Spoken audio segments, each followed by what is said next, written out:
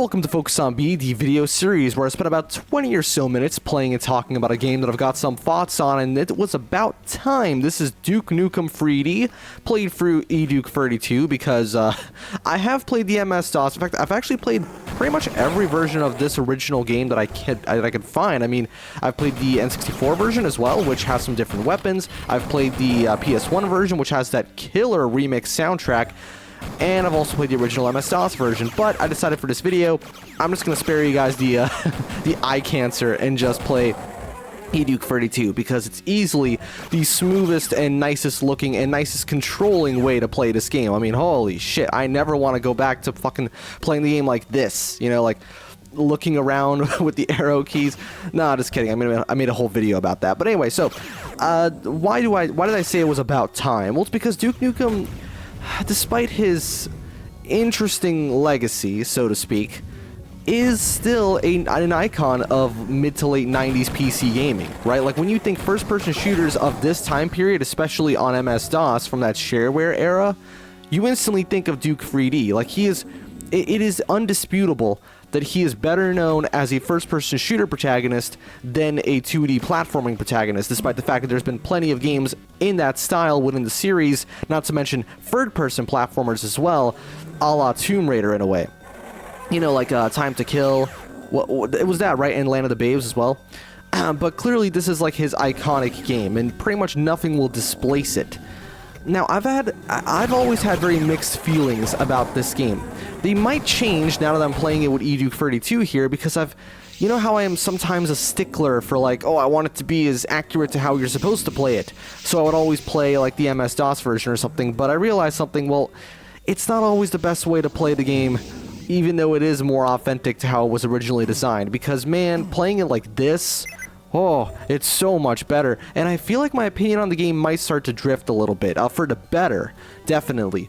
Because I always thought that Duke Nukem was, not that it was too difficult necessarily, but more so that the level design felt over-ambitious for what the game was trying to do. I wouldn't say it was over-ambitious on a technical level, no. I mean, I think that despite the obvious technical limitations of a game like this, they were able to... Nice. They were able to pull off a lot of really great shit that the Doom engine could only dream of achieving, at least at the time. Obviously, people nowadays have pulled off quite a lot of really cool stuff with the Doom engine, but holy shit, it's so dark. Let me just turn up the brightness because I cannot with this, right? I don't know what they mean by visibility, but okay. And brightness, yes, turn that up just a smidge, not too much, but just a little more. There you go. Oh, that's so much better. Yes, thank you very much. Okay. I think it basically, the visibility setting, I believe, just gets rid of some of that sort of darkening shading that happens in the engine, which is part of the original look, absolutely, kind of like with Doom, but it's not exactly conducive to great gameplay. In fact, some areas of the original game are just laughably dark, like stupidly dark. I cannot fucking believe they got away with making them so dark. Also, how do I not have a shotgun yet? I'm pretty sure I'm missing something. But fortunately, I just killed that guy. Oh. Really? He didn't drop his shotgun? Oh, what am I gonna do? I have, like, no health left. I mean, I can just go ahead and grab some stuff. In fact, I'm pretty sure I have, steroids. Yeah, okay, cool. Now we can go really fast. So what made this game special for the time, and even still makes it pretty special today? What is it? It's the environmental interaction, primarily.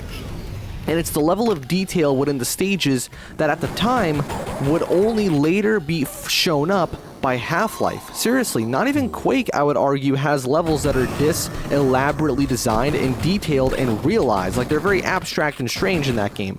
But here, this is genuinely, this feels more like a precursor to what Half-Life would end up doing with its level design. But obviously, it's a lot more old-school first-person shooter focus, right? You have these very open and sprawling sort of sections combined with more claustrophobic areas, and it all is circled. It's encompassed by the need to collect key cards, right? That's basically how these games are structured. You have an area, you make a level, and then the level's a little bit, it doesn't take quite long enough to complete. So what do? Let's throw in a bunch of key cards, make it so that the player has to... Why haven't I picked up a single shotgun yet, by the way? I swear, by this point, you would have a shotgun in the game. So I don't know what the fuck is up with that. And also, yeah, I think we're just gonna press open. Oh, you mean E? Okay, fine. Yeah, that I kept hitting space because in the MS-DOS version it would be space. When am I gonna pick up a shotgun? Seriously. Also here, this door is an absolute trap because it's really easy to get stuck on it and get crushed. So we're not gonna do that. Oh, fuck. Anyway, so why do I have a hard time getting super into this game despite its legendary status? You know what it is? It must be the level design, I swear. It's probably the level design because, yes, I don't seem to struggle too badly with finding stuff to progress in games, or at least as of late I've been getting better at it. I mean, I've practically completed, I think I've almost completed Doom 64, right, with no walkthroughs, so that should tell you something, right? That game is quite a bit trickier to navigate than even regular Doom. And regular Doom isn't... It's not super linear, but Doom 64 definitely has its more elaborate puzzles. But even I've been able to figure them out. So clearly it can't be that complicated. But with Duke, it's like... Honestly, if it weren't for people like Big Mac Davis, I don't know how the fuck I'd be able to get through any of these stages. That's why I'm playing these early levels. Because I cannot in good faith say that I could show you anything more than just me wandering around the stage aimlessly if I were to play any of the later levels. Not to mention that they always pistol start you, which, well, I swear makes the levels fucking impossible even on piece of cake. Now, fortunately, because this is E-Duke 32, I can just go like this. And there you go, right? All of my problems have been solved now. I can just go around, boop, I'm God mode, I'm invincible, which defeats, kind of defeats the point of, you know, difficulty in a video game. Although, so we're going to turn that off now. What the fuck was that? Did I just take damage as soon as I disabled God mode? I remember this was like that. Yeah, unlocked. Cool. But let me just go explore a little more. Because yes, the exploration is an incredible facet of this game. It's a great ability what the fuck am I talking about? Basically, it makes it a lot more enjoyable than it would be just a traditional run from point A to point B type shooter, because you have all these point C's and point D's and point... I forgot the alphabet. A, B, C, D, E. Point E, point F, you know, all these things. And by doing that, the world is able to be a lot more convincing, and you start to care a lot more about what happens here. This section right here. This is what I was talking about. Even in E-Duke, it's just way too fucking dark. What were they thinking with this? Do I have night vision goggles? I know that night vision goggles are a thing, but I don't think I've acquired them yet. So it's like I have to go in and go into the fucking key configuration. Night vision, N. Well, no, I don't. So you know what we're going to do? We're going to make our own night vision just by going into here and turning everything all the way up. Well, maybe not the contrast, but there you go. Now I can just barely see. I don't know what you guys are able to see because of YouTube, but I'm just going to keep the settings like this just for this section. Also, to add insult to injury, you can even turn the lights off for some reason, which I never understood why you were able to do that. But anyway, fuck, die. I always felt that even on, again, this is why, this game is one of the reasons why I often will say in my videos that, oh, certain games from a certain time period don't label their difficulties appropriately.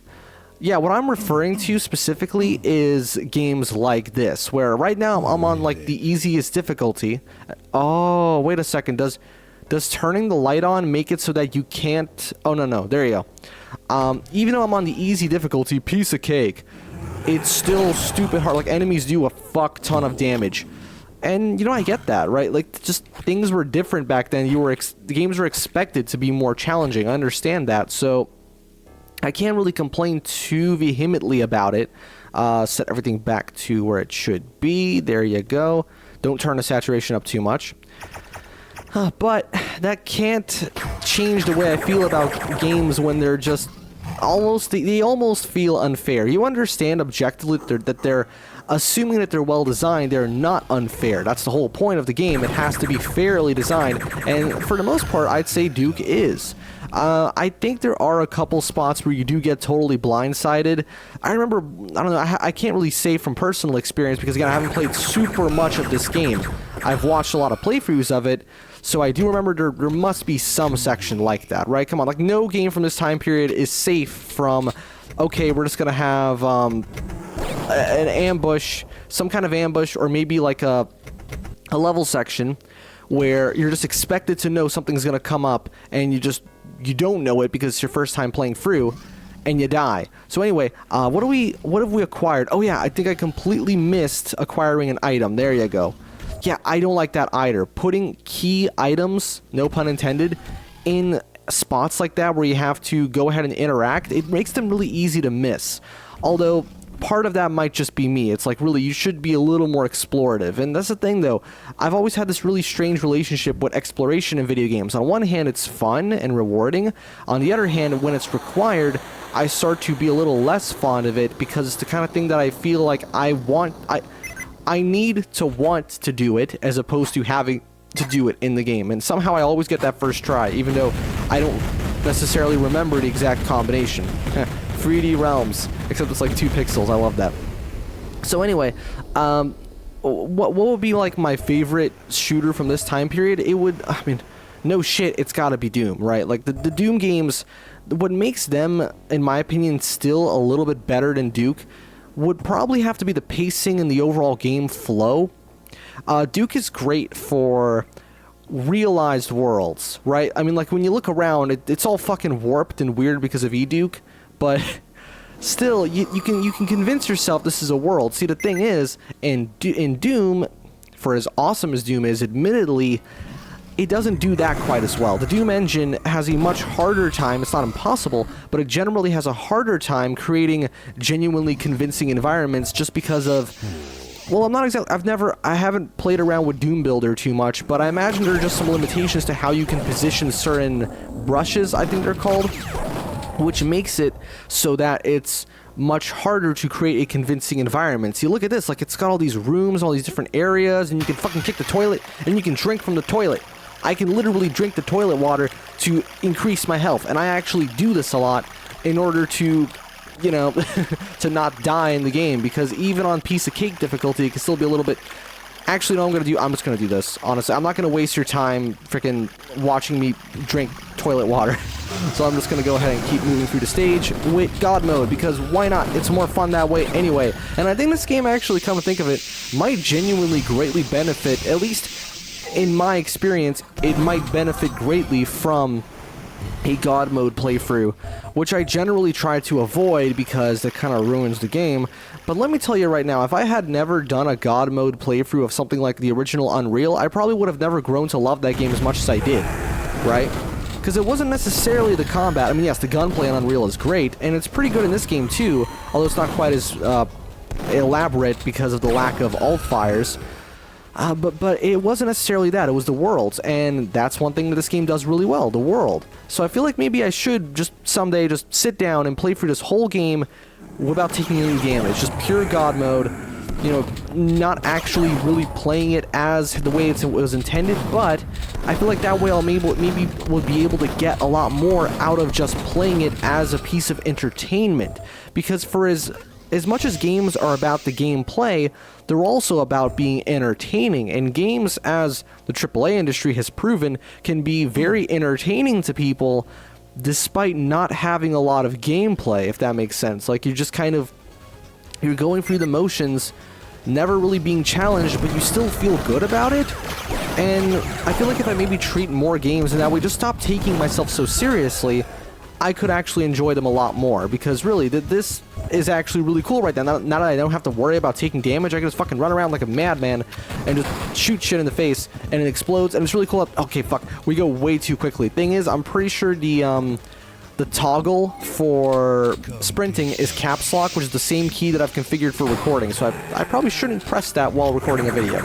Anyway, even though I'm pretty sure I can hold shift to, yeah, I can hold shift to walk a little more slowly. But you see how now when I'm not taking any damage, I can just kind of take in the environment, and I think by doing it this way, I might also be able to not have to... I might have an easier time figuring out where to go. How would God mode make it easier to figure out where to go? Well, because I'm not prioritizing two things. See, because when you're playing a game where you have health, obviously, and it's also tricky to figure out where to go, you're constantly thinking about two things at once. You're thinking about not dying and avoiding enemies and, you know, managing your health, and you're also, oh, this is the ambush part, and you're also thinking about where do I have to go. But when you only have to think about one of those two things, I imagine it would be much easier to figure that sort of stuff out. Yeah, this is the ambush bit. It's like, we're gonna fry your ass, Duke Nukem. Yeah, there is. We're gonna fry your ass, Nukem. So you can still shoot them, though, funnily enough. And I love how it just cuts... It cuts to the completion screen like nothing happens. So anyway, what you do is, yeah, you get electrocuted here, and you have to get out before you die. Now, obviously, I can't die, so that's pretty fun. In fact, maybe this level will prove to be a hell of a lot more enjoyable on this playthrough, even though I probably won't be able to complete it by the end of the episode. But still, I might actually have a much better time this way compared to how I usually would, because now I can just take in the environment and enjoy the scenery and the very elaborate level design. Really, oh, you can break shit with your boot. That's awesome. Can we go ahead and pick up a pistol? Oh, wait. You're supposed to pick up the pistol from over here, I think. Right? There you go. See, it's so easy to miss that kind of stuff. But I can't say it's necessarily the fault of the game itself. Like, it's not as if those secret areas are secret at all. They don't blend into the environment necessarily. They just kind of don't scream it in your face. And nowadays, it's like, unless something is yelling at you in the face, you probably won't notice it because of the way games have been designed as of late. But overall, I'd still say the experience of Duke Nukem 3D does hold up very, very well. It's not really anything new saying this. It's like, oh, hot take, this game that is considered pretty legendary is kind of good. Yeah, that makes sense. Ooh, that reminds me of Hexen, actually. It is actually really cool, though, seeing games like Hexen that act like almost like a bridging gap between Doom and Duke Nukem, in the sense that it's like kind of like this halfway point technologically, because this is obviously way more advanced than the Doom engine ever could be. And then this could also be seen as like a halfway point between Doom and Quake, you know? Or I guess Hexen and Quake, going from those different levels of advancement and the ability to create these geometrically complicated worlds. So now we've entered pure where the fuck do I go territory. Now fortunately, let me go ahead and save, actually. Save, test, I don't know why I called it that. Because at this point, you're really not just following a linear path, you're actually exploring a proper establishment. And I think that's really what sets apart this game's levels from any other first-person shooter. The fact that they do genuinely feel like establishments, like areas that exist for a particular purpose within the game world, as opposed to being first-person shooter levels, which again would later go on to be developed in many, many more first-person shooters in the future. Shoot the toilet! You can also piss in the toilet, and he goes like, I needed that. Let's see what we can do over here. I got more ammo for my pistol. What is this area? Am I supposed to be able to see something here, or is it just shrouded in darkness for no reason? Whatever. But anyway, so let's just start to wrap things up, because yeah, I think playing the game this way, with eDuke, with better controls, with better visuals, it might be my gateway into finally appreciating Duke 3D for what it actually was, instead of just seeing it as, oh, well, it's, you know, it was a cool game for the time, but it hasn't aged well. No, because I fucking hate that whole it hasn't aged well. Like, games were once good, and, well, if they were good, well, okay, no, here's the thing. A game that kind of sucked back then will always suck, whereas a game that was good might not necessarily stay good. I kind of get that. As tastes evolve, not necessarily because of technology, because as you can see, this game technologically is very dated, but it's still fun to play because it still appeals to a lot of our tastes, you know, as in we like shooting stuff. And I mean, that's never really gonna change, except that now it's like, where the fuck do I go? Okay, so this is Death Row. I assume they don't want me going under, they don't want me hitting this tripwire. What will happen if I do? See you in hell. Okay, I guess it explodes. Oh, it's like those blue lasers from Half-Life 1. Oh boy. No, but what else? What else is there about this? It's like the ability, not only just having this better fidelity, but also the fact that, okay, I can't go through here clearly, but also enabling God mode. It feels like such a slap in the face. I understand that what I'm doing right now is, by a lot of the codes of what gaming is wrong. Like, you shouldn't have to cheat to make a game enjoyable unless the game is just inherently badly designed. Like, for example, I know a lot of people who will genuinely claim that the best way to play Mega Man X6 is nowadays using the X Legacy Collection's Rookie Hunter mode and enabling the in-game Rookie mode. Both of those things combined, and it makes the game so much more playable. You could argue that's cheating. Well, actually, I wouldn't, because it's a built-in thing in the options. Like, this is a command. I have to type it in separately, and you might not necessarily know about it. But just that's like claiming that playing a game on easy mode in general is cheating. So this is basically like my argument as to why, like, I've found this game less enjoyable in the past, but now that I'm playing it this way, which is arguably the wrong way, I might get way more out of the experience. In fact, I'm already looking forward to it. If I wasn't so fucking busy, I might actually play a lot more of this game, because, hot damn, right now, playing and commentating, I'm having a really good time just running around, doing stuff. Again, I'm not really sure where I'm supposed to go, although if I recall correctly, yep, there is a top-down map, which is very useful, as you can see. So, we can just continue exploring, although we're going to have to wrap it up at this point for this episode of Focus on B. So this has been Focus on B, the video series where I spent about 20 or so minutes playing and talking about a game that I've got some thoughts on, and this has been Duke 3D, a game that I have tragically misunderstood over the years, and I feel very bad for doing so, and I think I'm going to try and give it another shot more, like, into the future, right, into the not-so-distant future. So this has been Duke 3D, 1996, MS-DOS, and various other systems.